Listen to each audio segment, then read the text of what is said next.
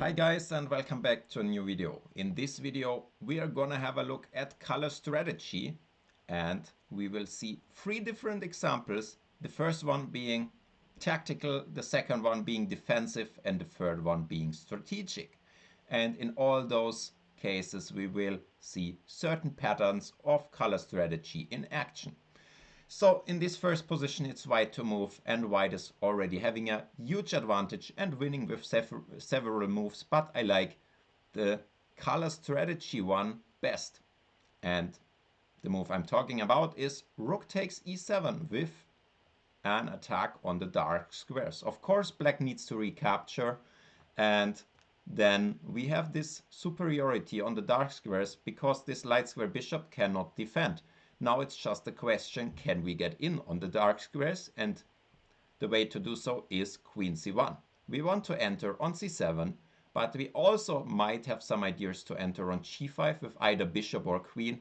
And due to our knight, which is also very stable on this dark square, he cannot defend with rook to c8, and this attack is already crushing. Let's have a look at certain defensive tries by black. For example, black could imagine covering the c7 square, not allowing the white queen to enter, but there is another problem in the position. We can check and we can play a4. Now the queen is not having that many squares, and for example after queen e8 we come in again on the dark squares. c7 is weak so that the rook cannot take here. Also queen to c8 is on the way, and this bishop is just kind of useless, not taking part in the game. So rook b7, not really possible. Let's have a look what else he can try. He could also try rook takes b6, but we again come in here. Queen goes back. Now we need to continue the attack in a forcing way, because maybe otherwise the king might hide away, the rook might go out and the king might run. So we should pay attention to this. And one way to do so is bishop g5 check. Now if king e8, the rook doesn't come out and the attack will be crushing. We will bring either our rook into the game via c1 or just checkmate with queen b8 next. So f6 is a harder try, but we can just take, exploiting the fact that the queen needs defense by the king. So king f6, maybe a try, but not saving black. And after this we take on b6. White is already a pawn up. Also this bishop on f6 or e5, it's quite excellent. This bishop, however, can never really create threats against our king. We are too solid, we have too many pawns to protect him.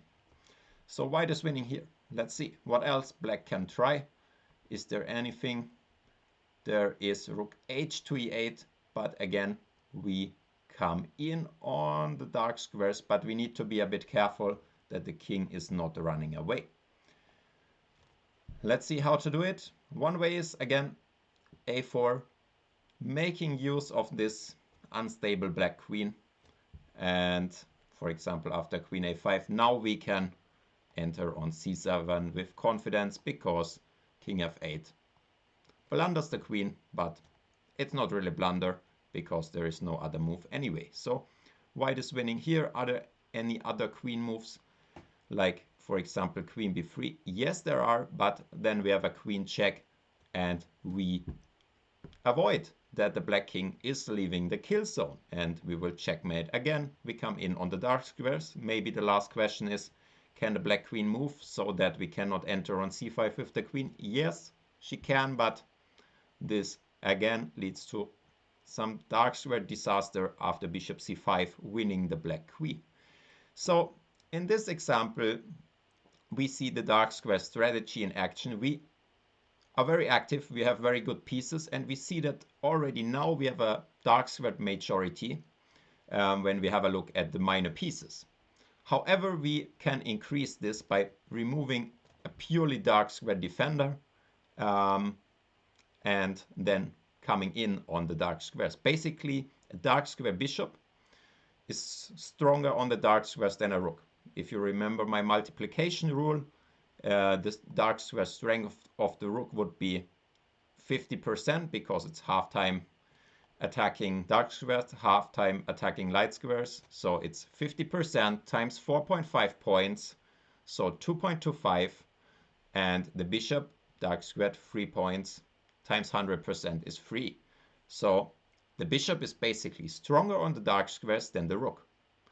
So that's why this sacrifice makes perfect sense when we want to attack on the dark squares. Always keep this in mind. Let's now have a look at our second example, which is color strategy in a defensive way. So in this position, which is from Alexander Grishuk versus Yevgeny Postny, white has sacrificed a pawn to create some initiative on the king side, and Grishuk got a really good game here. However, this was the point in the game where black had a very good response to set up a defense based on some dark square positional sacrifice.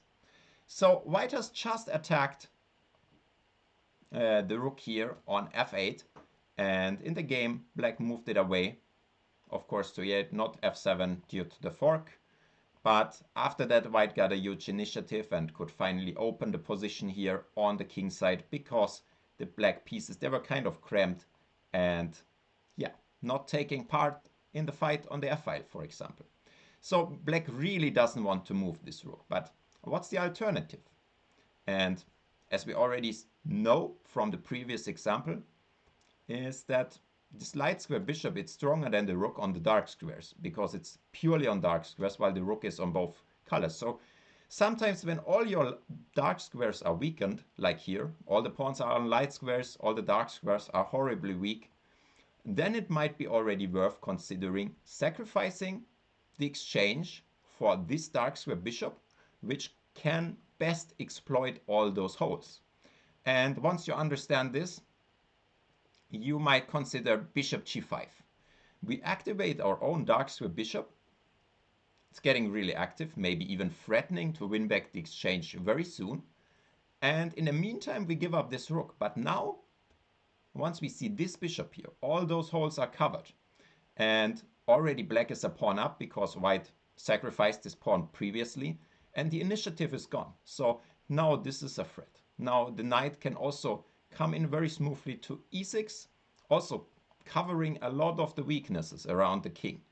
All the dark squares are covered by the knight when the knight is standing on the light square. So this is making perfect sense, and this is a very nice way how black could have applied color strategy in a positional way, in a defensive way, taking the steam out of white's attack, white's initiative, and yeah, activating pieces and setting up a good control of the color complex, which we did not control previously. Also, white is very sad about not having a dark square bishop any longer because it would be perfect to exploit those holes.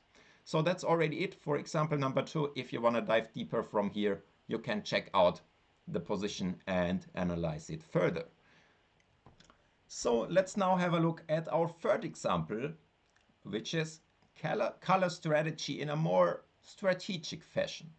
Here, of course, since we know how to count the color power of the pieces, we see that due to this bishop on c8, we have a superiority on the dark squares as we have a knight versus a bishop, and thus one half light square piece more than the opponent. So the perfect thing would be again to attack somewhere on the dark squares, and the way to do it in my game here was I play bishop g5. I'm attacking this pawn, and once this pawn ever would move, despite blundering something, it would create this hole on f6 and my knights would just come in and the game would basically be over.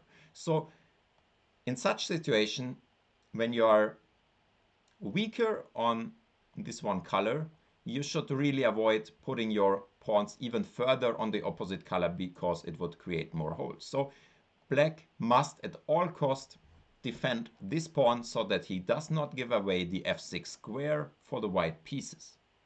And there are two ways, but only one of them is holding the game, and my opponent chose the wrong one. In the game, he played rook to d7, which feels of course a bit clumsy, but the solution is the same, clumsy. So it's very hard already to make this decision. Now, of course, we already see that this bishop is even more useless than before, and I managed to get an attack here. Queen is harassed, and finally I will attack on h7 after I move my bishop with a gain of time. Knight g5 will follow, and then the game will conclude with an attack. However, his best chance, and this is maybe a small connection to the last example, is he could sacrifice the exchange in a defensive way, because then his dark squares would not be such a big concern here, as this bishop cannot be traded so easily, and also, yeah, he is gaining more power on the dark squares. However, white should be winning by material here. The game went queen to a3, and the attack was incoming h5, and I could sacrifice the knight here. I threaten knight f6 check, followed by queen h7, so there is no time for any tactical ideas like rook d2 followed by queen c1, as there would be made in a few moves, for example like this. So my opponent tried the intermediate f6, but now this point has gotten weak. Always think about what changed. So the cheap g6 pawn lost its defense, and I just attacked it once more, played e6. I gave a check, take. He had this counter rook d2, but I saw it in advance, and I could play f7 check, now threatening to take here, and it's important to take with a check. This is easiest, and then I can just save my rook. I'm an exchange up and was winning very soon. So that was it. Let's have a look at the correct solution. How should black have fought on in this position after I attacked the e7 pawn? Yes, indeed, he must defend it with the queen. Even though it looks very ugly, it's really necessary never to move this pawn, because then strategically white is just coming in and there is no defense left. After queen d7, however, there is rook d1, and now black needs to give up the queen. There is no other way, because queen e6, it would again lose this pawn after rook d8, bishop e7, and after the e7 pawn is gone, the dark squares are horribly weakened. So this is forced, and black is still surviving here, but again must go back with the rook.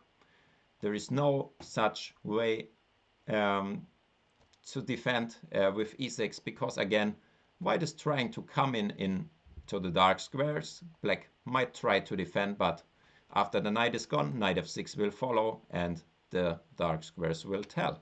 So rook d7, that would have been the best defense. White is still pushing here, of course, because black is passive and white just needs to create one further weakness to win the game. One plan could be to play around, like moving the bishop away and then trying to insert knight g5, attacking on h7, creating further weaknesses. Still, it's a fight, and this should have been tried, but yeah, things were not so easy.